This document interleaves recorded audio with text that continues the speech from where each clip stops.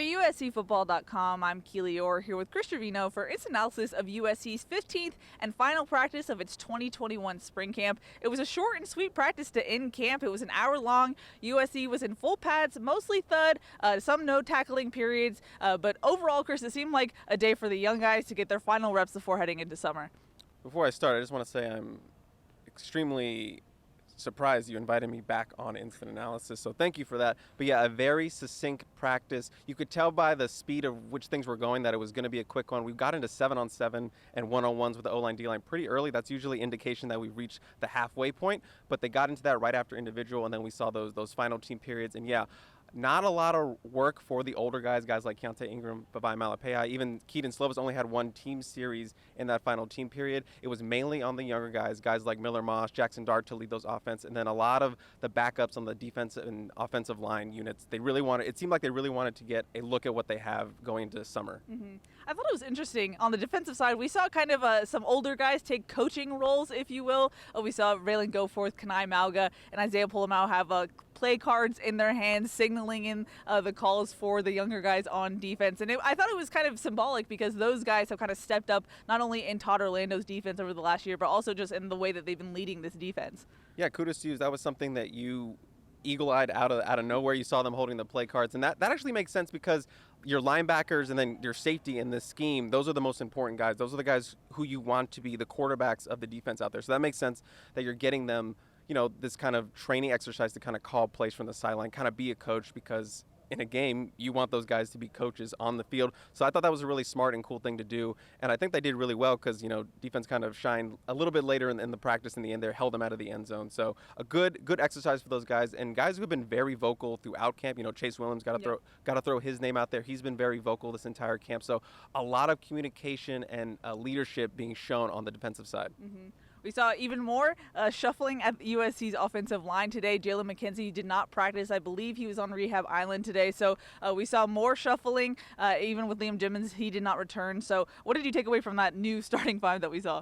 I feel like we just have more questions than answers because we had a lot. We felt pretty good those first couple weeks with that offensive line, and they just threw everything out. And now we have to start over. I was actually joking to myself because I'm doing the depth charts for offensive line, and now I have no idea where to start because everything's going to have to be in or. You have a lot of work for obviously Casey Collier and Jonah Monheim and Cortland Ford, who also got work at right tackle. So it was mainly those three guys shuffling around, and those were the key guys obviously you want to look at. Clay Helton this morning really praised Jonah Monheim, thought he maybe had he's having the best camp or had the best camp of anyone on this team. So I think he's really emerged late, and I think he's a real contender for that right tackle spot. You have to see how that carries over into the summer. I think he's the one you're going to have to watch and keep an eye on because he is kind of an X factor. He could take that right tackle spot. He could force Jalen McKenzie maybe inside, and then we'll have a real battle there at that right guard spot where Liam Jimmons has been practicing, and then obviously Justin Dedich has been getting a lot of work at the guard position. So he is another X factor that you have to factor in, and there's just a lot of questions to go through for the summer, and it's not going to be settled until fall. Yeah, and Clay Helton said as much this morning in his press conference. He said that the battle will still continue on in the summer and in fall camp. And like you said, Chris, it seems like there's more questions than answers coming out of spring camp. But on the whole, this was Clay McGuire's first spring camp, first camp as USC's new offensive line coach. And with him was the promise of new wrinkles in Graham Harrell's air raid scheme. I know we can't get into formations or any specifics, but what did you see from Clay McGuire and what he brought to the table as far as offensive scheme?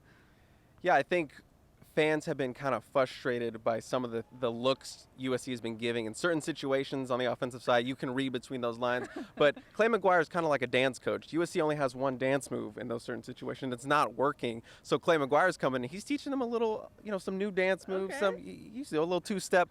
I think you're going to see more of that. I think fans are going to be happy with kind of those personnel units and those changes that they've been implementing for the offense, especially in those short yardage situations. And you're not going to probably get to hear about those fully or see those until a game. Yeah. But I think Clay McGuire has had a little bit of a nice impact in those realms and those areas. So I think USC has taken a major step forward.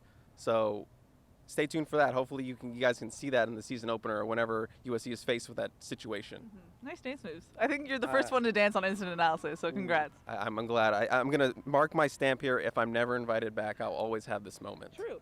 Now, it wasn't technically the first spring camp. They did get 1 day last year, but this was technically USC's new defensive staff's full spring camp. And we got to talk to them last year prior to the pandemic, and they said that spring was the time to instill culture, be tough, be physical. And it seemed like they were able to put their stamp on not only the defense, but the entire team in this camp. What did you take away from the quote-unquote new defensive staff?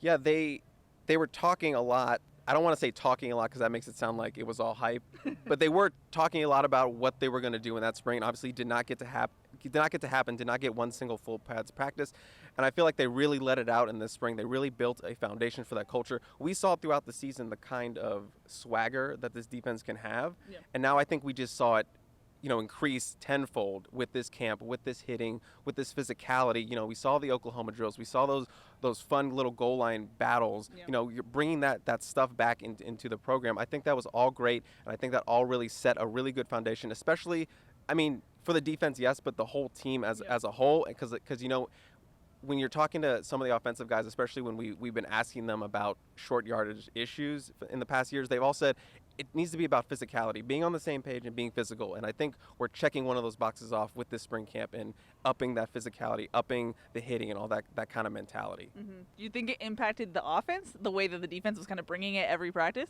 Yeah, if you're getting punched in the mouth every day all spring, I think you're going to want to start punching back. So I think that can only make you better. If you're getting beat up, you're not going to want to take that, especially as an offensive line. You got to be the bullies up front there, and I think that defense is going to bring it out, so you want to take it out on someone else. So when the fall comes around, I think they're going to be hitting and they're beating up on each other, but then once everything comes together for the season, I think they're really going to unleash that on opponents, and that's what you want to see. But yeah, getting punched in the mouth every day can only make you tougher and fight back.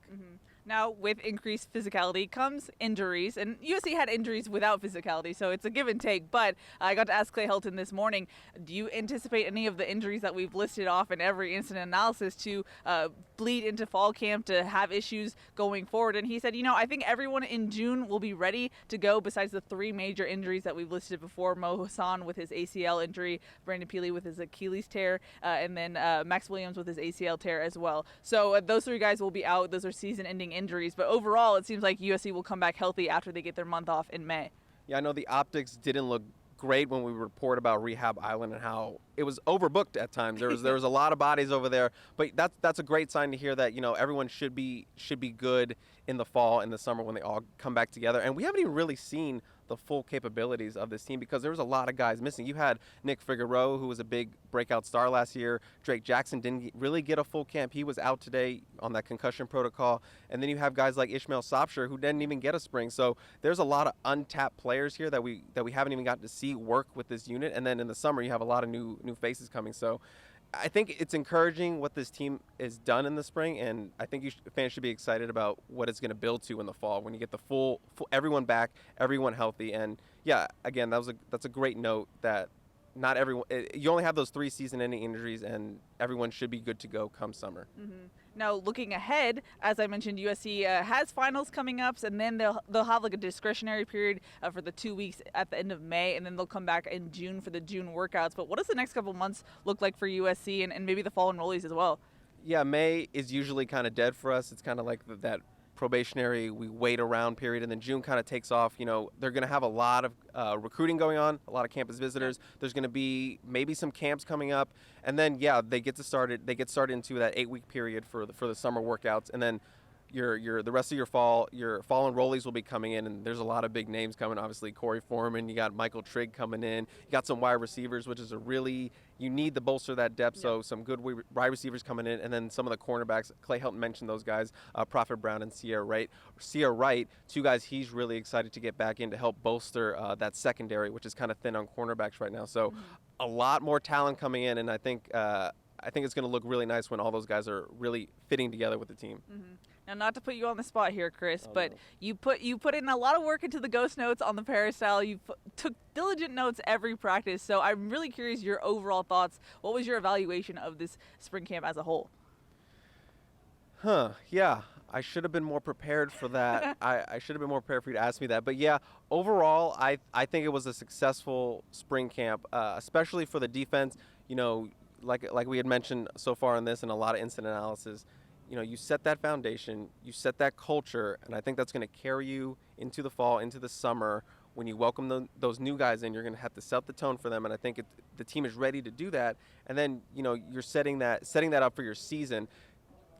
Fans want to see a team that's physical, that's not going to get bullied around in the trenches, and I think they want to see that progression of that swagger of that defense, and I think we saw a lot of that in spring camp. I know you lost some people with those injuries. That's hard to take, some key guys. But overall, I think USC had a very successful spring camp.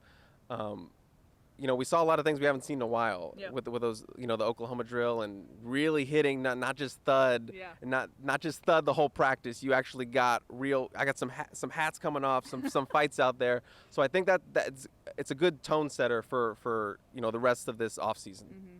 Alrighty, Chris. Any final thoughts before we wrap it up here from USC? Not really. We made it. We did it. We made it through spring camp 2021, and thank you for letting me be on this instant analysis. Of course. I don't think I had a choice, but of course. Yeah. I will never return. And I mean, overall, thankful that we could see practice. Thankful that USC let us. Thankful for you guys for watching and just to have some normalcy back. That was really nice. So stay tuned for more coverage of the team. But that's going to wrap it up for USC's 2021 spring camp. For Chris Treviño, I'm Keely Eure. For more, check out uscfootball.com.